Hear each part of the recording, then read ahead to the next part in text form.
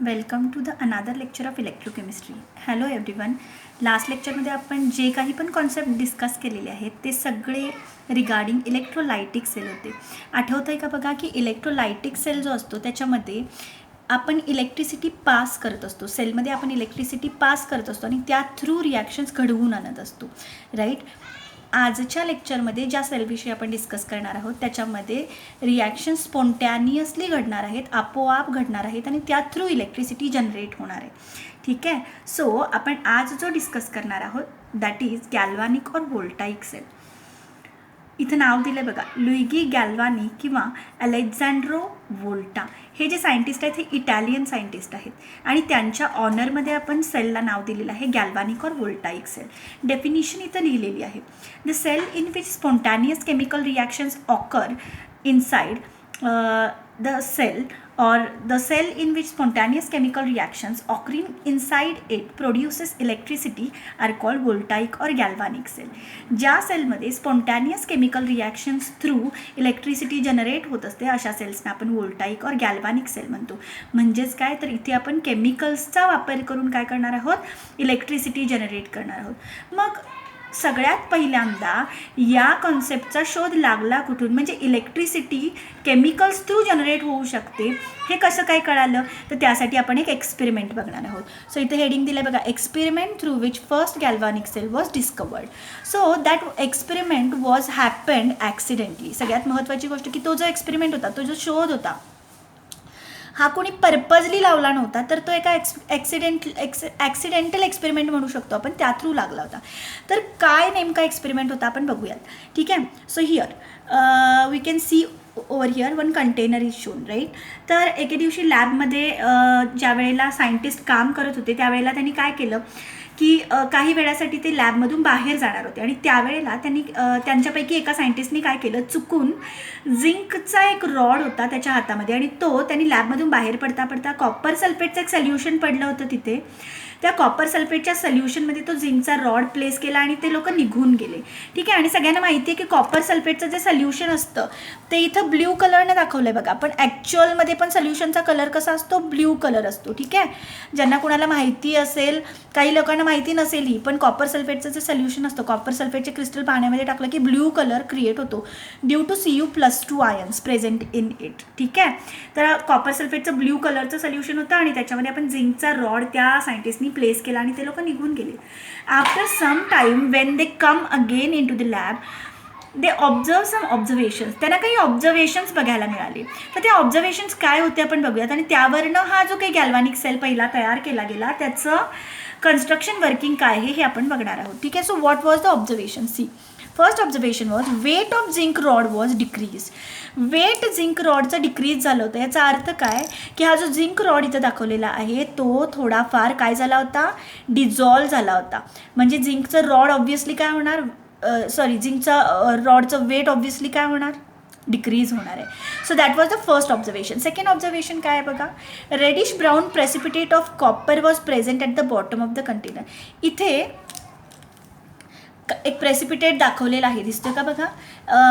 काही प्रेसिपिटेटचा अर्थ असतो पावडर्ड फॉर्ममध्ये एखादा सबस्टन्स डिपॉझिट होणं. तर इथून Cu+2 जे आयन्स आहेत ते निघून गेले आणि Cu+2 गायब होऊन त्याचं कन्व्हर्जन झालं होतं कॉपरच्या प्रेसिपिटेटमध्ये. थर्ड ऑब्झर्वेशन होतं colour of the CuSO4 disappeared. Colour जो होता CuSO4 सोल्युशनचा ब्ल्यू कलर तो डिसअपियर झाला होता. याचा अर्थ काय, Cu+2 आयन्सचं कन्व्हर्जन कॉपरमध्ये झालेलं होतं. And temperature of solution rises. म्हणजेच काय, हे होत असताना हे जे सोल्युशन होतं त्याचं टेम्परेचर जे होतं ते टेम्परेचर काय झालं होतं, इन्क्रीज झालं होतं, राईज झालं होतं, म्हणजे सोल्युशन गरम झालं होतं. ठीक आहे. तर या सगळ्या ऑब्झर्वेशन्सवरून त्यांनी कन्क्ल्युजन काय काढलं हे आपण बघणार आहोत. सगळ्यात महत्त्वाची गोष्ट की झिंकचा रॉड डिझॉल्व होतो. याचा अर्थ झिंकचे ॲटम्स काय होत आहेत, सोल्युशनमध्ये जात आहेत, राईट. आणि सोल्युशनमध्ये जात असताना ते आयन्सच्या फॉर्ममध्ये जाणार. याचा अर्थ झिंकचं कन्व्हर्जन Zn+2 आयन्समध्ये होणार. ठीक आहे. सेकंड जे कन्क्ल्युजन आहे ते काय असू शकतं, Cu+2 आयन्स निघून जात आहेत म्हणून सोल्युशन कलरलेस होते. मग Cu+2 आयन्स जाणार कुठे, तर Cu+2 आयन्स कॉपरमध्ये कन्वर्ट होणार आणि खाली डिपॉझिट होणार. पण कॉपरवरचा +2 चार्ज निघून गेल्यामुळे सोल्युशनचा कलर काय झाला, डिसअपिअर झालेला आहे आणि या रिॲक्शन थ्रू हीटच्या फॉर्ममध्ये एनर्जी बाहेर पडतीये म्हणून टेम्परेचर राईज झालेलं आहे. बरोबर आहे.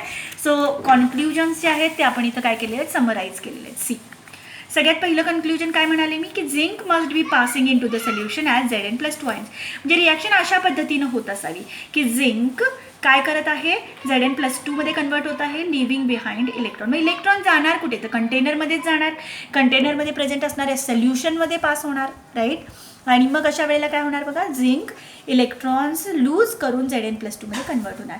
मग इलेक्ट्रॉन्स कोण घेणार, तर त्या सोल्युशनमध्ये प्रेझेंट असणारे Cu+2 आयन्स इलेक्ट्रॉनला काय करणार, गेन करणार आणि कॉपरमध्ये कन्वर्ट होणार. म्हणूनच काय म्हणत होते मी की Cu+2 ions from the solution must be gaining electron and they are getting reduced. They must be converted in to the copper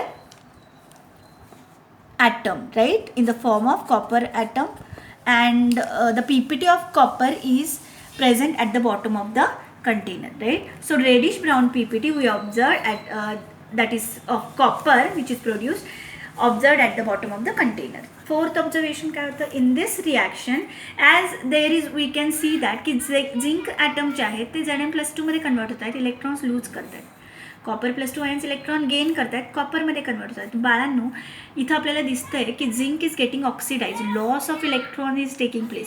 so zinc oxidise व्हायला लागला आहे, कॉपर रिड्यूस व्हायला लागला, कॉपर इज गेनिंग इलेक्ट्रॉन.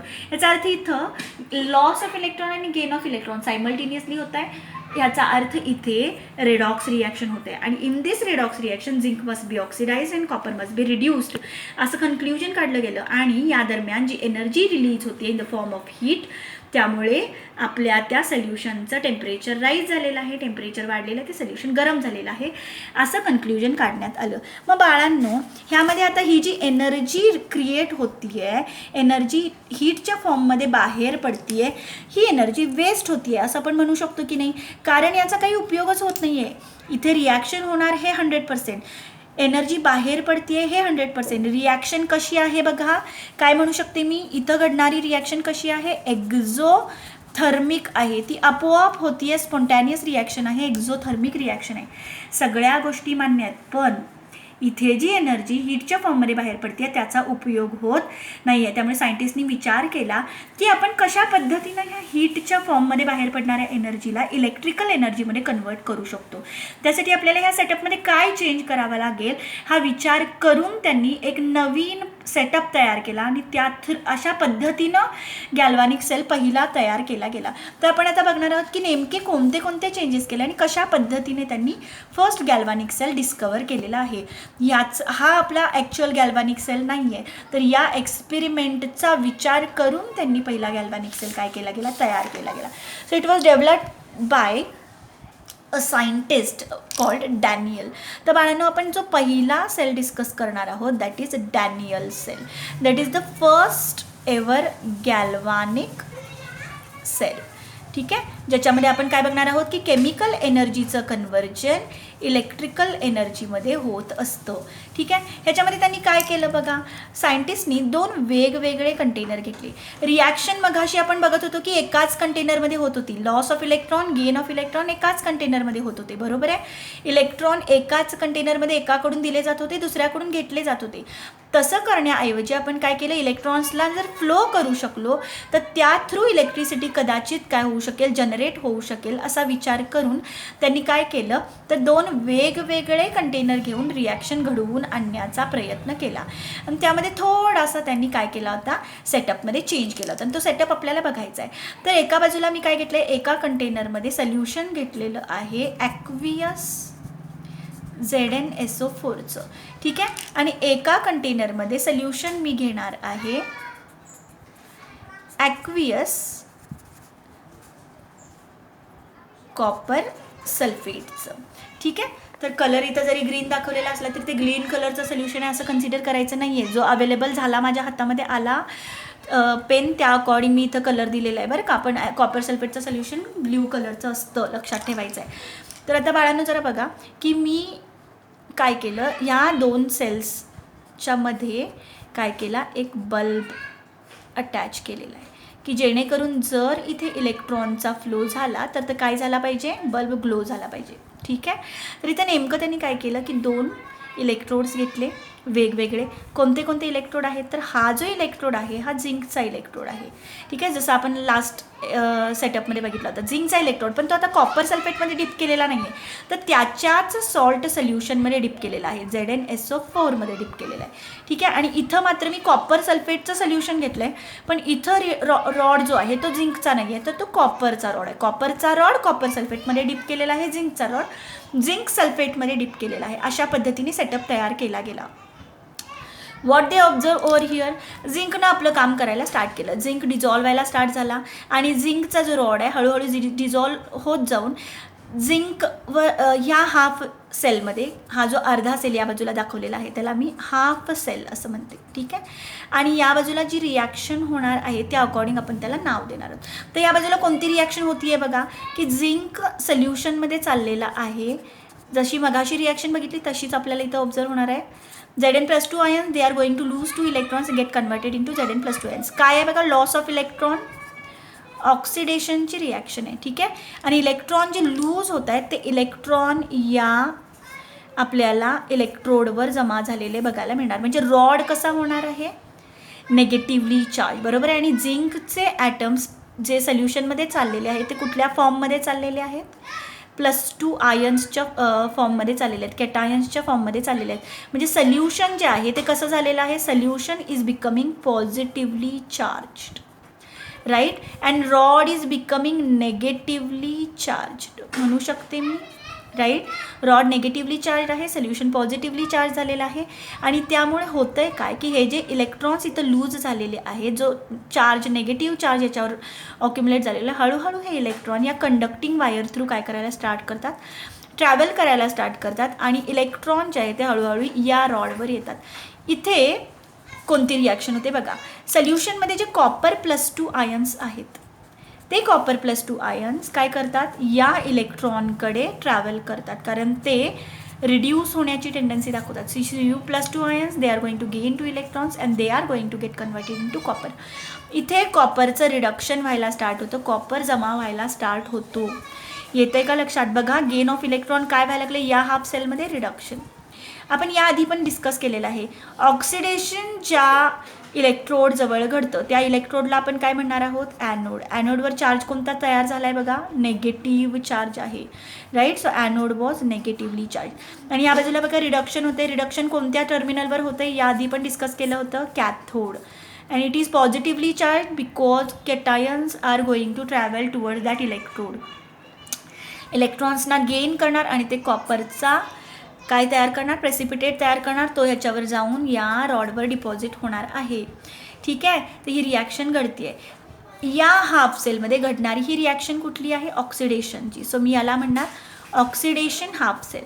आणि या बाजूला जी reaction घडती आहे ती कोणती आहे, रिडक्शनची. सो मी याला काय म्हणणार, रिडक्शन हाफ सेल. आणि अशा वेळेला इलेक्ट्रॉन्सचा जो फ्लो आहे तो कुठून कुठे आहे बघा, लेफ्ट टू राईट आहे, बरोबर. लेफ्ट हँड साईडला ॲनोड आहे, राईट हँड साईडला कॅथोड आहे. ॲनोडवर इलेक्ट्रॉन लूज होत आहेत, कॅथोडकडे ते गेन केले जात आहेत. सो इलेक्ट्रॉनचा फ्लो आहे फ्रॉम लेफ्ट टू राईट. आणि या वेळेला इलेक्ट्रिसिटी जनरेट होत असते, त्यामुळे करंट जो फ्लो होत असतो तो अपोजिट डिरेक्शनमध्ये असतो, from right to left. Okay, हे सगळं आपण फिजिक्समध्ये पण ऐकलेलं असतं की ज्या डिरेक्शनमध्ये इलेक्ट्रॉन्स फ्लो होत असतात त्याच्या ऑपोजिट डिरेक्शनमध्ये करंट फ्लो होत असतो, राईट. सो करंट या डिरेक्शनमध्ये आहेत, इलेक्ट्रॉन्स या डिरेक्शनमध्ये. आणि जेव्हा करंट फ्लो होतो त्यावेळेला हा बल्ब काय व्हायला स्टार्ट होतो, ग्लो व्हायला स्टार्ट होतो. आणि त्यामुळे होतं आहे काय की आपल्याला लक्षात येतं की आता या सेल थ्रू इलेक्ट्रिसिटी काय होती आहे, जनरेट होती. ही एक ओव्हरऑल आयडिया देण्यासाठी मी ही छोटीशी डायग्राम काय केलेली आहे, ड्रॉ करून दाखवलेली आहे. This was the our first Daniell cell. Problem काय होणार बघा, Zn+2 आयन्स जे आहेत जे काय होत आहेत, चार्ज पॉझिटिव्हली चार्ज बनवत आहेत सोल्युशनला. आणि अपोजिट साईडला काय होतं आहे बघा, कॉपर +2 आयन्स पाण्यामधून निघून जाऊन ह्या रॉडवर डिपॉझिट व्हायला लागले. त्यामुळे इथून चार्ज पॉझिटिव्ह चार्ज निघून चालला आहे आणि सोल्युशन कसं बनायला लागलं, नेगेटिव्हली चार्ज. का बघा, कारण यातनं कॉपर +2 आयन्स तर निघून जात आहेत, मग यामध्ये शिल्लक काय राहणार, SO4- आयन्स. म्हणजे हे सोल्युशन कसं आहे, नेगेटिव्हली चार्ज आहे. आणि हे सोल्युशन कसं झालं आहे, पॉझिटिव्हली चार्ज झालेलं आहे. येतं का लक्षात, मी इथे पुन्हा एकदा डायग्राम ड्रॉ करते. एका बाजूला एक कंटेनर जे आहे, दुसऱ्या बाजूला दुसरं कंटेनर आहे. ठीक आहे, ह्याच्यामध्ये जो रॉड आहे त्या रॉडवर चार्ज आलेला आहे नेगेटिव्ह चार्ज, ठीक आहे. As compare to that solution कसं बनलेलं आहे, पॉझिटिव्हली चार्ज, ठीक आहे. पॉझिटिव्हली चार्ज बनत आहे. आणि या बाजूला जो रॉड आहे तो कॉपरचा रॉड आहे, त्याच्यावर जाऊन कॅटायन्स थांबणार इलेक्ट्रॉनला गेन करण्यासाठी, आणि त्यामुळे हा रॉड जो आहे तो पॉझिटिव्हली चार्ज आहे. आणि इथून कॅटायन्स निघून गेल्यामुळे सोल्युशन जे आहे त्याच्यामध्ये सल्फेटचं कॉन्सन्ट्रेशन काय राहणार, जास्त असणार. कॉपर +2 कमी झालं, त्यामुळे सल्फेट जास्त आहे. आणि त्यामुळे काय आहे, हा जो काही हे जे काही सोल्युशन आहे ते negatively charge, rod positively charge आहे. म्हणजे बघा इथे negatively charge solution, positively charge solution, negatively charge electrode, इथे positively charge electrode, negatively charge solution, बरोबर. आणि ह्यामुळे काय झालं बघा, चार्ज सॅच्युरेशन झालं, राईट. आणि या चार्ज सॅच्युरेशनमुळे हा जो बल्ब असतो ना, काही काळासाठी ग्लो करायला स्टार्ट करतो. थोडा वेळ हा ग्लो होतो आणि आफ्टर दॅट सायंटिस्टनं काय ऑब्झर्व होतं, हा बल्ब जो असतो starts glowing for some time, but after that bulb stop glowing, ठीक आहे. मग हे एक प्रॉब्लेम क्रिएट झाला की काही वेळासाठी इलेक्ट्रिसिटी जनरेट झाली, पण काही वेळानंतर इलेक्ट्रिसिटी जनरेट होणं थांबलं. का? कारण हे जे पॉझिटिव्हली चार्ज आयन्स आहेत ते आता ह्या इलेक्ट्रॉन्सना ह्या wire through left to right जे काही इलेक्ट्रॉन्स फ्लो होत होते वायर थ्रू फ्लो होऊ देणार नाहीत, कारण हे पॉझिटिव्हली चार्ज आयन्स इलेक्ट्रॉन्सना काय करणार, अट्रॅक्ट करणार. जेव्हा चार्ज इन्क्रीज होणार त्यावेळेला ते अट्रॅक्ट करणार, आणि त्यामुळे इलेक्ट्रॉन्स इकडे काय होऊ शकत नाहीत, फ्लो होऊ शकत नाहीत. आणि समजा एखादा इलेक्ट्रॉन इकडे आला तरीसुद्धा आता होणार काय की जे आपलं सोल्युशन आहे ते नेगेटिव्हली चार्ज आहे, आणि येणाऱ्या इलेक्ट्रॉन्सना हे नेगेटिव्हली चार्ज सोल्युशन काय करणार, रिपेल करणार. आणि त्यामुळे होणार काय, इकडे रिपल्शन आणि इकडे अट्रॅक्शन, ह्यामुळे काय होणार, इलेक्ट्रॉन्सचा फ्लो थांबणार आणि त्यामुळे बल्ब ग्लो करायचं थांबणार, इलेक्ट्रिसिटी प्रोड्यूस व्हायचं थांबतं. आणि मग याच्यावर आपण रेमेडी शोधून काढली, म्हणजे सायंटिस्टनी एक रेमेडी शोधून काढली, एक नवीन ह्याच्यामध्ये एक सेटअप इंट्रोड्यूस केला की ज्यामुळे हा सेल जास्त काळासाठी वर्क करू शकत होता. पण बेसिकली इथं आपल्याला लक्षात येते का बघा की झिंक जो आहे तो ऑक्सिडाईज होतोय एका कंटेनरमध्ये, दुसऱ्या कंटेनरमध्ये कॉपर रिड्यूस होतोय. ड्युरिंग दॅट इलेक्ट्रॉन्स फ्लो होत आहेत फ्रॉम लेफ्ट टू राईट, आणि त्यामुळे इलेक्ट्रिसिटी जनरेट होतीये. हे अशा पद्धतीने आपण असंख्य सेल बनवू शकतो हे सायंटिस्टच्या लक्षात आलं, आणि त्या अकॉर्डिंग त्यांनी बरेच सेल पुन्हा काय केले, डेव्हलप केले. But this was the first cell which was called Daniel cell, जो कॉपर आणि झिंकपासून बनलेला असतो. या रिगार्डिंग डिटेल इन्फॉर्मेशन आणखीन आपण पुढच्या लेक्चरमध्ये डिस्कस करणार आहोत. आणि हा जो काही गॅल्व्हॅनिक सेल आपण तयार केलेला आहे याच्यामध्ये कोणता सेटअप मांडण्याची गरज आहे किंवा कोणता सेटअप इंट्रोड्यूस केला गेला की जेणेकरून हा जो प्रॉब्लेम क्रिएट झालेला आहे तो काय झाला, निघून गेला. हा जो प्रॉब्लेम आहे हा काय झाला, सॉल्व झाला. ते आपण काय करणार आहोत, पुढच्या लेक्चरमध्ये चेक करणार आहोत. Stay tune with the lecture of electrochemistry. आपण नेक्स्ट लेक्चरमध्ये ह्या रिगार्डिंग आणखीन डिटेल इन्फॉर्मेशन बघणार आहोत. So this was the Daniell cell in which chemical reaction spontaneously lead towards the generation of electric current. Thank you very much. I hope you are clear with the concept. Next लेक्चरमध्ये आणखीन तुम्हाला clarity येईल. So stay tune with the electrochemistry lectures. Thank you very much.